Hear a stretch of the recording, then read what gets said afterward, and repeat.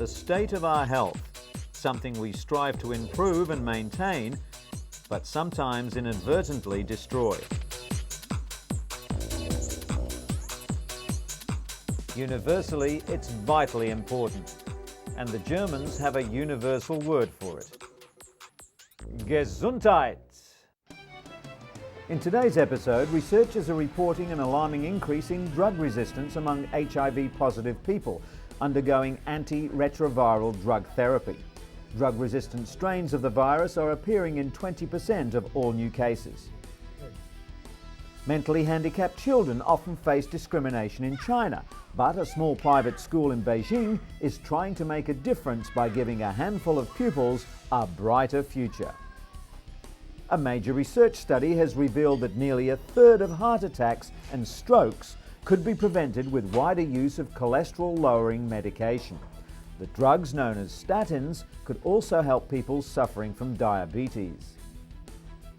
And an air purifying system that can kill airborne biological agents in ventilation systems has been developed at the Johns Hopkins Applied Physics Laboratory. Not only will it destroy deadly anthrax bacteria, but smallpox as well.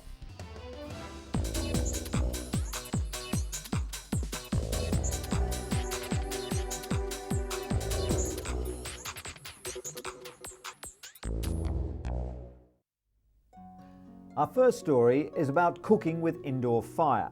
It's a way of life in many developing nations, but it's causing untold harm on respiratory systems. Findings show that women who regularly participate in cooking activities have exposure levels that are 2 to 4 times higher than men. They're also twice as likely as men to be diagnosed with acute respiratory infections. Locally manufactured improved efficiency stoves can reduce exposure to toxins by approximately 40%. Additionally, if cleaner fuels such as charcoal are used instead of traditional wood, dung and crop residues, exposure to smoke pollutants can be reduced by more than 90%. It's hoped that these results will get international aid groups like the World Health Organization to fund stove programs. The international assistance would help 2 billion people around the world to reduce the global burden of respiratory diseases. And speaking of clean air, a report released by the National Academics National Research Council found that below standard air quality on commercial planes is what often causes passengers to feel sick or dizzy. The report was commissioned by Congress after the Association of Flight Attendants made several complaints. Eileen Abt of the National Academies of Science headed the study and says air quality is a serious issue that's received little attention since the mid-80s. According to Abt, some of the air quality problems stem from pesticides, which several countries require to be sprayed on aircraft. Other issues include low oxygen levels in the cabin, poor environmental control systems, elevated ozone concentrations, and significant increases in the number of aeroplane passengers. The study calls on the Federal Aviation Administration to ensure compliance with air quality regulations and carefully study flight attendant symptoms to determine long-term health effects. Gesundheit. When it comes to allergies and asthma, pollen in the summer months and inner-city pollution are often blamed. But in reality, the air in your home can be just as harmful, which is why more and more people are demanding so-called healthy homes. Building consultant Bill McCauley believes that under-wrapping like this cuts airborne pollutants by 50%. It lets air out, but stops too much coming in.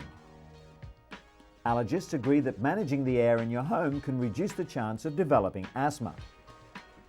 Condensation around windows or pipes breeds mold spores, which can cause sneezing and wheezing. The best way to stop mold is to replace wood or copper fittings. Medical assistance should be sought for asthma and allergies, but doctors are also advising that often health care can quite literally start in the home. Autumn for many is a joyous time of year. The crisp, cool weather and holiday season is energizing and festive.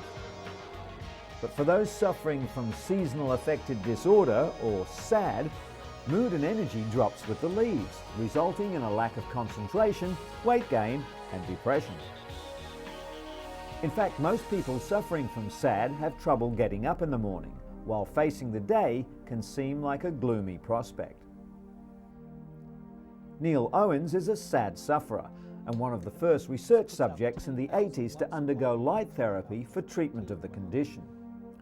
Owens created the first light boxes that were used by major medical institutions conducting SAD research, and later went on to build them for consumers as well. The special full-spectrum artificial light helps reset the biological or circadian rhythms while boosting levels of the neurotransmitter serotonin in the brain. Exercise and a balanced diet can help the darkest days of winter seem a little brighter.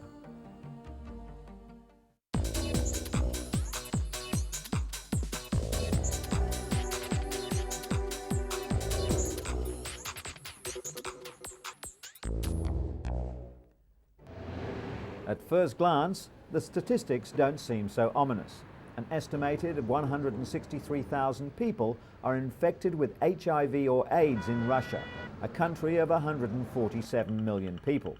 But experts fear the real figure could be 5 times higher. In anticipation of World AIDS Day, UN AIDS and the World Health Organization released the grim statistics, showing the former Soviet bloc now faces the fastest growing infection rate. The increased use of intravenous drugs is of key concern, as is the epidemic in the pediatric population. This hospital in St. Petersburg is the only one for HIV-infected children, abandoned by their mothers, mostly HIV-infected drug addicts. More than 80% of the reported cases are in people under 30. AIDS is now the 4th biggest killer around the world. Africa continues to be the hardest hit, with almost 3/4 of the almost 40 million sufferers worldwide. Researchers in the US are reporting an alarming new increase in drug resistance among HIV-positive people undergoing antiretroviral drug therapy. 50% of Americans undergoing highly active antiretroviral therapy are developing mutant strains of the deadly virus due to irregular use of the drugs. Researchers measuring the blood viral levels of 2,000 people undergoing the therapy also found that 64% of participants experienced a rise in viral levels over time. This indicates that they're receiving less benefit from the drug cocktails than they were a few years ago. The main reason for these alarming figures is that drug compliance is so difficult. The study found that 20% of all newly infected people were already carrying drug-resistant strains of the virus. If the trend continues, the HIV virus could develop resistance to all drugs. The AIDS crisis has had another unexpected side effect too. It sparked a diverse cultural response from both HIV-positive and HIV-negative artists. Positive Lives is one of the most remarkable responses. For 8 years, it's charted the course of the virus and its impact on people's lives. According to the exhibition curator, Kevin Ryan, this art has many different uses, for health, for education, and for knocking down barriers of stigma. Literature has also seen an explosion of HIV content. AIDS provides elements that are crucial for a good read: love, sex, death, and plenty of drama. Like no other health crisis, HIV has sparked creativity that comforts, questions, and also explains.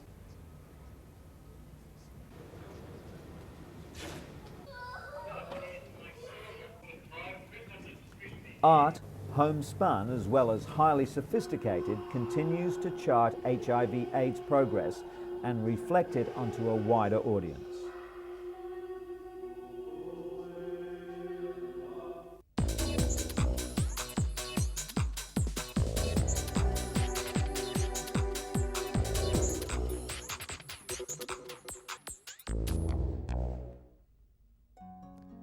Val Garvey was told not to expect any miracles when her son Poyrik was diagnosed with autism 3 years ago. Doctors told her he'd never be able to form relationships, use his imagination, hold conversations, or even dress himself.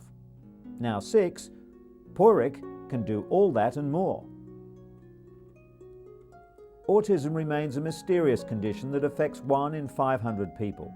It's a neurological disorder that varies widely. But what autistics all have in common is an inability to forge social relationships naturally. Porik's progress came from a unique home-based educational program pioneered by the parents of 28-year-old lecturer and writer Raun Kaufman of the Sunrise program at the Autism Treatment Center of America. At 18 months of age, Raun was diagnosed with severe autism and an IQ of less than 30. By the time he was 5, all traces of autism had disappeared.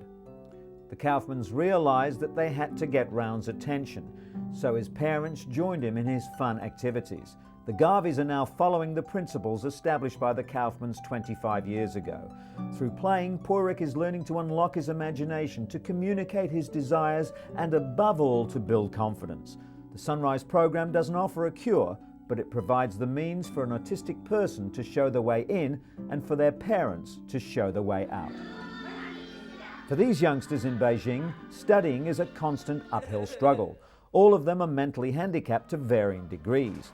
The Beijing Fortune School for Mentally Retarded Children is attempting to give these 50 children a brighter future.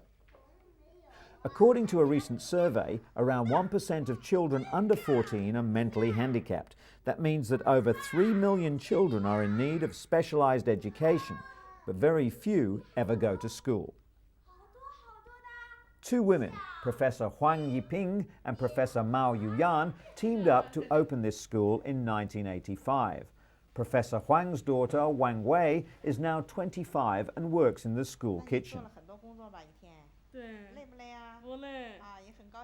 Her proud mother is determined to give other children something her own daughter never had: access to proper care and education.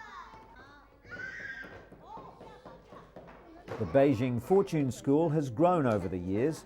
It now has a staff of 20, including 6 full-time teachers, and provides education for children aged 3 to 14. The school is privately funded and has developed its own teaching methods. There's much emphasis on recreational activities as well as the arts. It also provides in-house training for its teachers and support staff.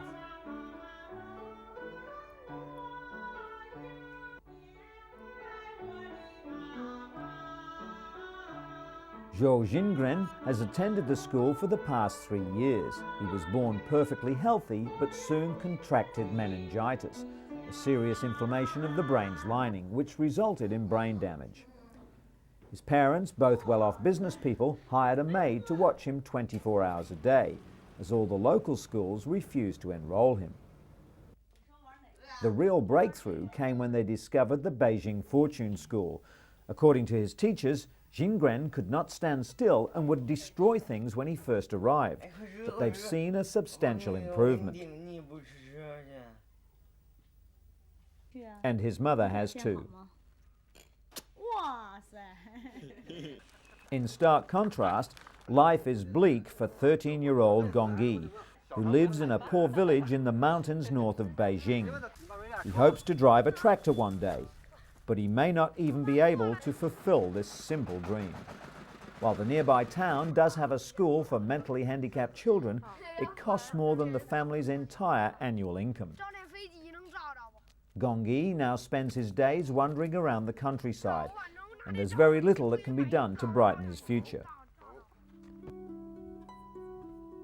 When Anna Luzinski came to the United States from Austria for surgery over a year ago, it was cerebral palsy that made it difficult for the 7-year-old to walk. Surgeons operated for roughly 8 hours to lengthen several muscles and rotate her femur to bring about an amazing transformation. This pitter-patter of little feet is music to her mother's ears. The Mayo Clinic Biomechanics and Motion Lab in Rochester, Minnesota has the same technology used by Hollywood animators and video game designers, only they used it to help children like Anna walk normally.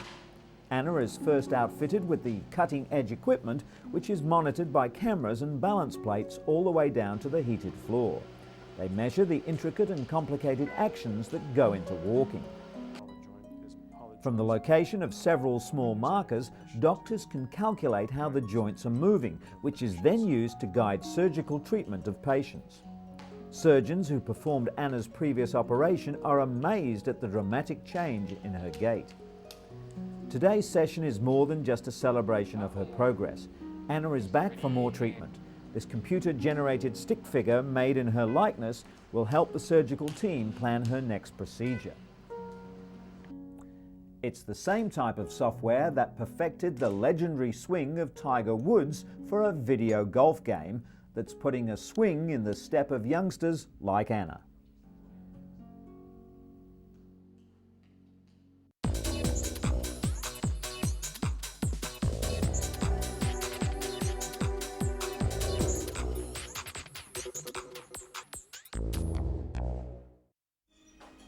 A major research study has revealed that nearly a third of heart attacks and strokes could be prevented with wider use of cholesterol-lowering drugs known as statins.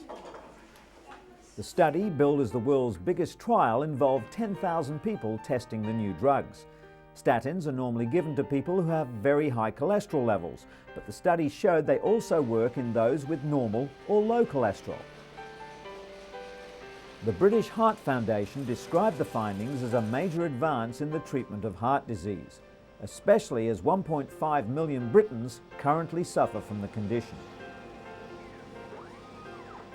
6 years ago, Kelly Perkins came to UCLA for a heart transplant after a virus damaged her own heart. Today, she and her husband Craig are making a social call. They've come to see cardiologist Dr. John Kobashigawa, the man who helped Kelly get her life back. 40-year-old Kelly wants to share one of her proudest achievements. She recently returned from Tanzania, where she became the world's first transplant recipient to climb Africa's highest mountain, Mount Kilimanjaro. Kelly's 8-day trek was recorded by a documentary film crew. She's climbed other mountains in the US and Japan, but at 19,340 feet, Mount Kilimanjaro was the highest and the most challenging. Being a transplant recipient means that Kelly fatigues quickly, and because nerves were severed during surgery, her heart doesn't keep pace with her level of exertion. The climbers set out for the summit at midnight in sub-zero temperatures. Having conquered Kilimanjaro, Kelly's now looking for another mountain to climb.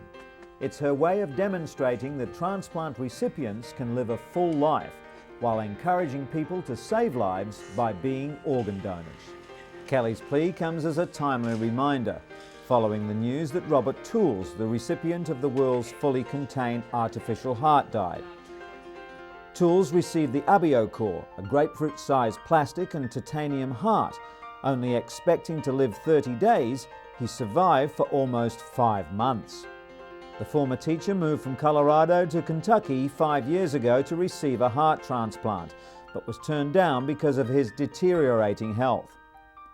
But ultimately, it was abdominal bleeding related to his severe and chronic medical condition that killed him, not a malfunction in the device.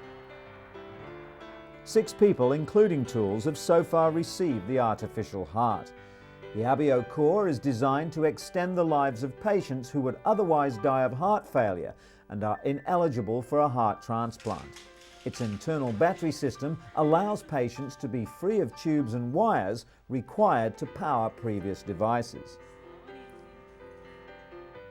And, contrary to traditional medical belief, researchers have found evidence that human heart cells can regenerate.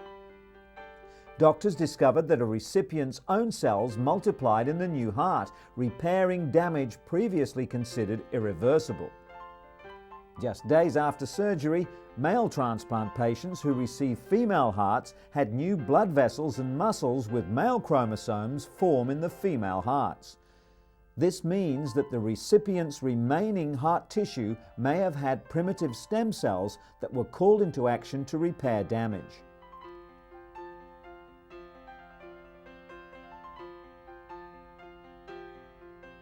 Scientists are now trying to harness the self-healing power of cardiac stem cells. Someday they could treat millions of heart conditions just by stimulating the body's own regenerative power.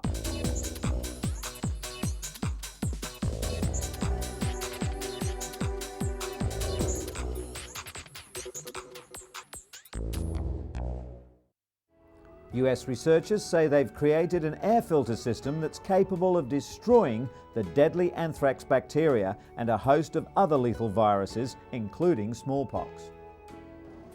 The air purifier that can kill airborne biological agents in ventilation systems was developed at the Johns Hopkins Applied Physics Laboratory in Maryland. Dr. Richard Potambo created the device out of an inexpensive commercial filter, then added the purifying system.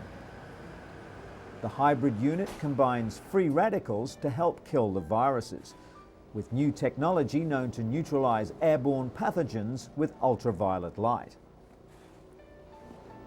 To test the device, scientists piped in molecules that imitate viruses, bacteria and spores. After being run through the filter and cultured, the artificial contaminants were dramatically reduced to an almost undetectable level.